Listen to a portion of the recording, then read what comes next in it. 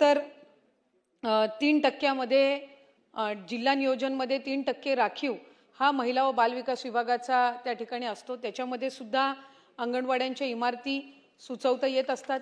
या व्यतिरिक्त सुद्धा जिल्हा नियोजनमध्ये स्वतंत्र लेखाशीर्षक हे अंगणवाड्यांच्या बांधकामासाठी आणि विशेष दुरुस्तीसाठी उपलब्ध आहे।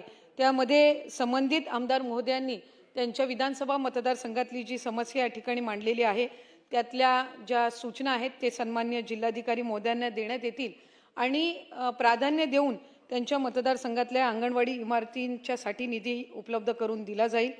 त्याचबरोबर बचत गटांच्या संदर्भामध्ये त्यांनी जी काही सूचना केलेली आहे, खरं तर बचत गटांसाठी अस्मिता भवन यासाठी निधी उपलब्ध करून द्यावा अशी त्यांनी या ठिकाणी मागणी आणि सूचना केलेली आहे।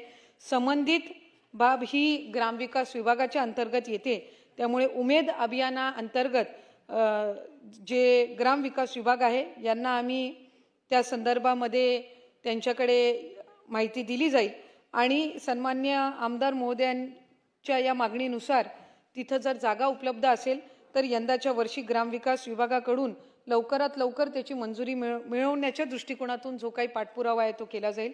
श्री रमेश बोरनारे साहेबांनी अंगणवाडीच्या इमारती संदर्भामध्ये या ठिकाणी 92 अंगणवाडी केंद्राच्या संदर्भामध्ये जी काही सूचना केलेली आहे त्या सूचनेनुसार तिथल्या जिल्हा परिषद छत्रपती संभाजीनगरचे मुख्य कार्यकारी अधिकारी यांना सर्वेक्षण करून त्या संदर्भातल्या उपाययोजना आणि त्याचबरोबर प्राधान्याने तिथल्या अंगणवाडींना जर इमारत नसेल तर ती उपलब्ध करून देण्याच्या दृष्टिकोनातून यंदाच्या जिल्हा नियोजनमध्ये तरतूद करण्यात यावी अशी सूचना सुद्धा विभागाच्या वतीने दिली जाईल।